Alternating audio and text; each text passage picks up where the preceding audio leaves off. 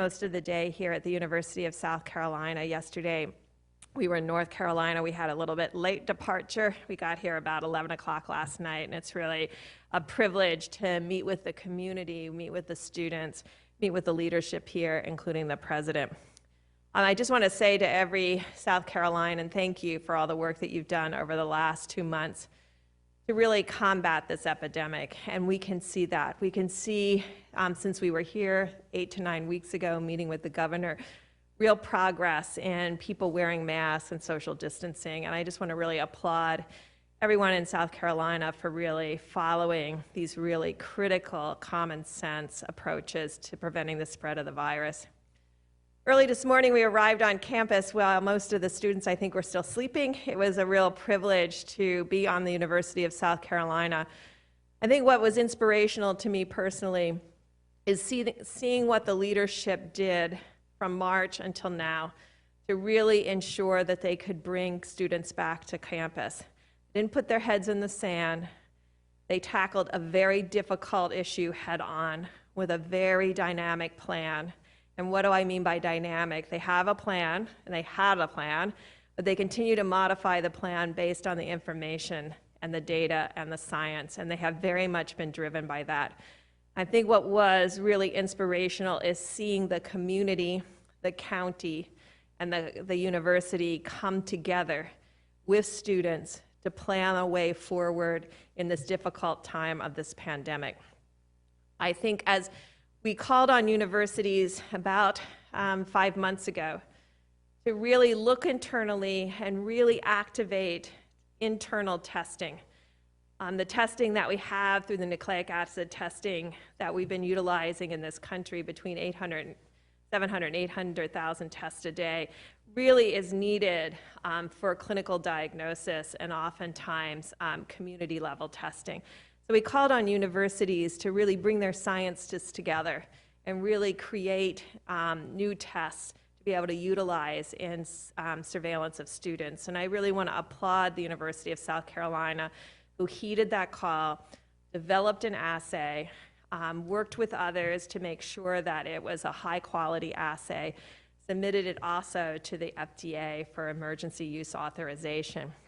It is that test, as it continues to expand and ramp up, that is going to be available for really testing South Carolinian university students. And I think that linking of testing with isolation, quarantine, and care, and really understanding what the care piece means, providing that space, but also the food and the support so that students can successfully quarantine and isolate and move through this virus together. We were privileged to go through the healthcare facility.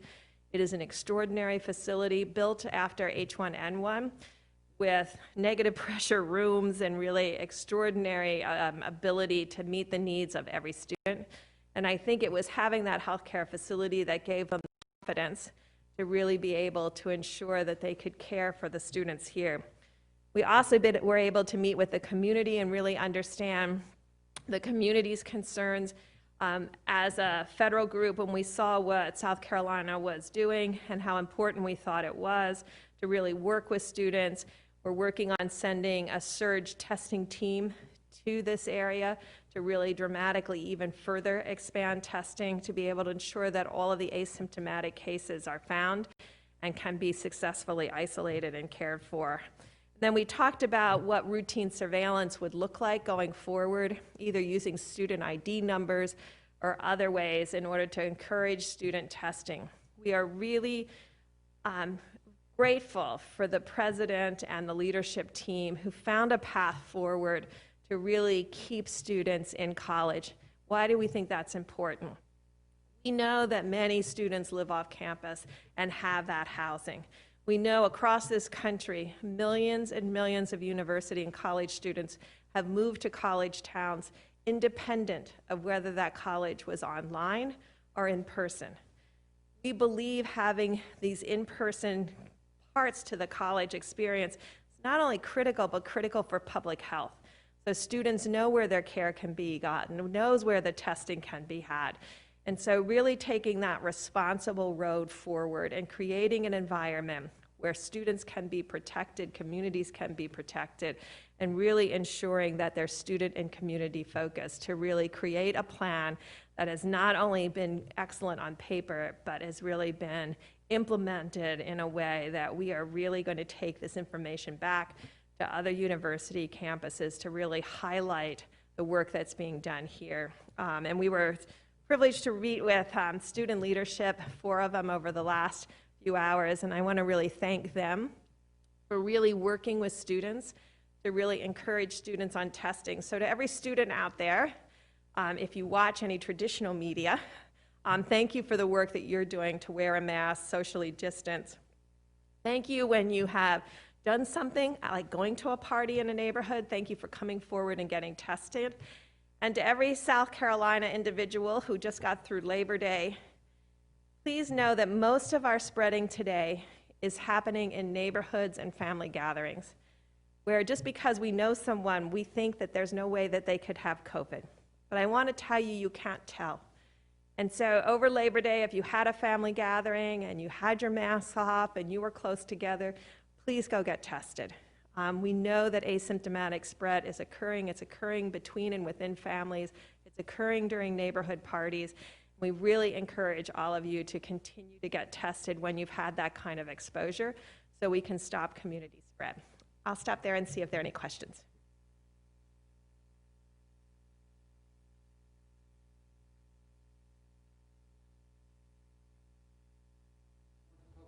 The last couple of weeks, but really an even bigger decline in the number of people interested in testing. So I guess I wanted to get your thoughts on whether this virus is actually on the decline or if we're just seeing a drop in people that are showing interest in being tested for the virus. So that's really critical. We've talked to the public health individuals from the state, and we want to thank the governor's representatives who've been with our meetings today, because we talked about the importance of moving to what we call front of the nose testing or saliva testing like the university is doing, so that people are not discouraged from being tested. And that's why I really put that call to action out there, that if you've been on vacation, if you've gone to a hot spot, if you've gone to a party in the neighborhood, if you took your mask off and were not socially distant, you really need to get tested. We are sending in surge testing. It should be here sometime at the end of this week, beginning of next week, to really come to Columbia and help with expanded testing, because we've noticed the same thing, and we want to ensure that cases are found. Because people will be enormously responsible if they know that they're positive, and they will do the actions that they need to protect others. We just need to make sure that people have the access to testing, and we encourage testing. Yes, ma'am. Do you think other universities should adopt a similar policy of rolling out a widespread saliva-based testing approach? We've been very encouraged. In fact, I think you may know we write governor's reports every week. We highlighted Arizona State University and their saliva testing. We've highlighted Rutgers and others. In all of those cases, they ran head-to-head comparison between traditional testing and saliva-based testing, and have found in most cases 100% correlation between test positivity in the gold standard and test positivity in the saliva-based test. It really has to do with mostly being a different collection type of approach rather than a totally different test. And so they have found great correlation. So we have asked not only universities to go saliva-based testing, but even in routine healthcare provision to really move to saliva-based testing once they have validated it on their pieces of equipment. Yes, ma'am. Every single week, but we had a break in testing last week when it was not available, and now we're only allowed to do 200 tests a day. So what do you think is the correlation between the huge student body and only 200 tests a day, and is that worrying or discouraging at all to you? So we had a great discussion about that. I think yesterday they were up to significantly more tests. I think today they hope to do 600 to 700. Their goal is to get back to where they were, which was 1,300 tests a day. Those of you who know me know that I always want more. So we talked about how we can double that by running 2 shifts and really getting to 2,800 to 3,000 tests a day. That allows you to test the entire student body every 10-day period. Students, before you go home, before you go to anyone who has a vulnerable person in your household, please get tested, because really, we know that people under 25 are particularly asymptomatic, and I want to be clear, no one is intentionally spreading the virus. They don't know they're positive. They really don't have any substantial symptoms, and so finding those individuals, the only way to find them is through testing and prevent that further spread. And so we really talked about not only how to get back to the 12 to 1,300 a day, but how to get to really twice that number. Yes, ma'am. We're continuing to work very hard in our community to help slow the spread. Can I please ask you about your thoughts about recent recordings by our president at one point downplaying the coronavirus? So I have been on the road, so I have heard these things have happened overnight and while I was en route, and so I haven't really seen any of that to date. So I thank you for this question, and we'll try to get back with you, because we're in a car. And so we left Washington at 7 a.m. yesterday, and I haven't been near a TV yet. I know in the times that I have presented to anyone in the administration, they have taken the data that I have shown them very seriously. Yes, sir. Dr. Birx, we've had fairly high infection rates in the first few weeks at the University of South Carolina. Meanwhile, we've seen images of students lining up outside bars, going to big gatherings, similar images out of Clemson in the upstate. Is it reasonable to expect college students to change their behavior drastically to comply with all these social distance rules, especially when a lot of them feel like on a personal level they are not at high risk? So I always, I have a lot of respect for people in the United States, and so I think right now people are focused on the college students and those pictures, but I will remind you, just a month ago we were taking pictures of large family gatherings on beaches and in backyards and in neighborhoods. And so I think our nature is to want to be with others and to socialize, and I think what we're asking people to do is to socialize smart. And that does involve mass and social distancing. And when people get themselves in trouble is when they're primarily inside, although outside can occur, and they're close to one another without their mask and usually eating or drinking. So there's a lot of potential exchange of viral particles. And so we've been very clear about that. We think students will be very restrictive in their behaviors when they know that they're positive, and we see them respect that issue. I think other than that, we really have to provide safe vehicles for activities and entertainment that meet all of our needs for some level of socialization. At the same time, we respect one another with the ability to maintain social distance and some type of protection for each other. I think students should know if one of those opportunities happened, to please go and get tested. Probably not the very next day, wait 3 or 4 days, and then go and get tested. I think that's the responsible piece. We are not perfect individuals. We all, in the moment, will have a lapse in judgment. The critical thing is for them to follow up with the responsible behavior getting tested. Yes, sir. We're obviously campaigning for the upcoming election across the state. Do you have any suggestions or recommendations whether politicians should be holding in-person campaign events with large gatherings, or whether you think it's safer to, do things virtually? I give the same recommendations to all Americans, no matter their position. You need to provide mass social distancing. Outdoor events are safer, and I think we can see gatherings that have occurred outside of political events, as we just described. And I think what's really important that we inform the public how to be engaged safely. And we do believe that there's a common sense path forward. And not only is it a theoretic that we once developed on paper, but has actually been implemented state by state, and you can see the dramatic improvement across the southern states. I call your attention to where the South was 2 months ago and where the South is today. And what they did is smart mitigation, masks, socially distancing, making communities aware of their risk, ensuring that vulnerable populations were protected, ensuring we were washing our hands and protecting one another. But I think critically, each of us taking that personal responsibility and realizing that it gave us the freedom to interact with one another, to go to the mall, to go to Starbucks, to be out in public, but just providing those clear guidelines and standards, and those are the clear guidelines and standards that every American should be following. Yes?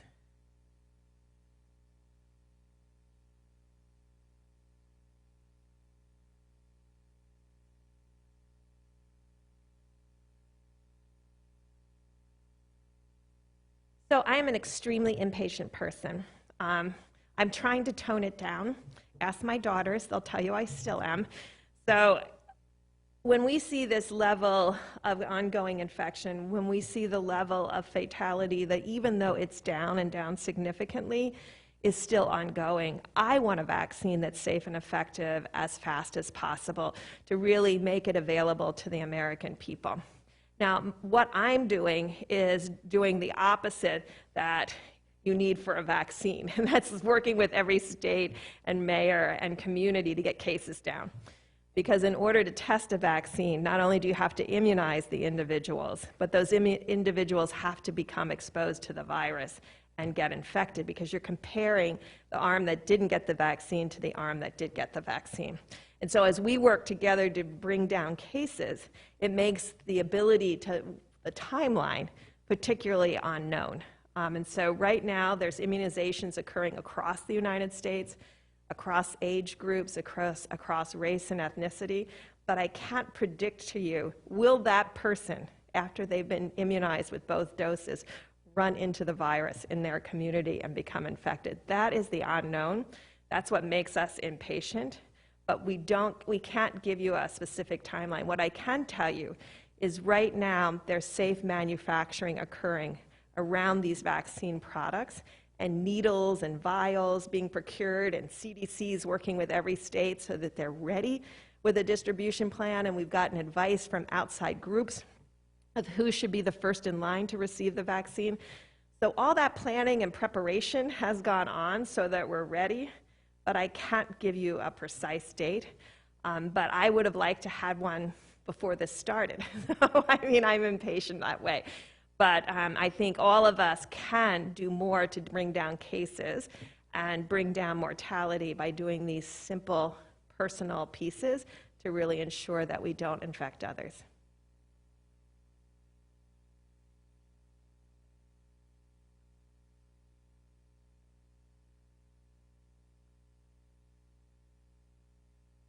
Well, great questions. So first, hopefully you all are getting your flu vaccine, because if you look at year over year, usually the South ends up with the first cases. And so people in the South, first cases of flu. So they really should be right now getting immunized as the flu vaccine becomes available to the general public in the pharmacies and other places.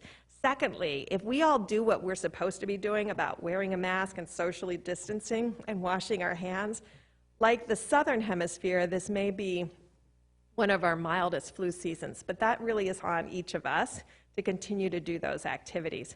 So the activities that I'm talking about that prevent COVID can also decrease flu cases.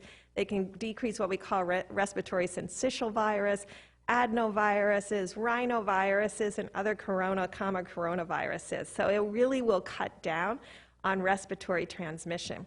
I don't know about all of you, but you should have had the least number of colds this summer. And remember, those summer colds can be quite dramatic. And so really, I hope every person is realizing how this approach is not only decreasing their exposure to COVID, but can decrease their exposure and their infection with other respiratory diseases. So thank you for your work that you do every day, and thank you for getting the information out about how every person in South Carolina can protect themselves, whether they're in the university or in one of the beautiful towns and counties of this great state. Thank you.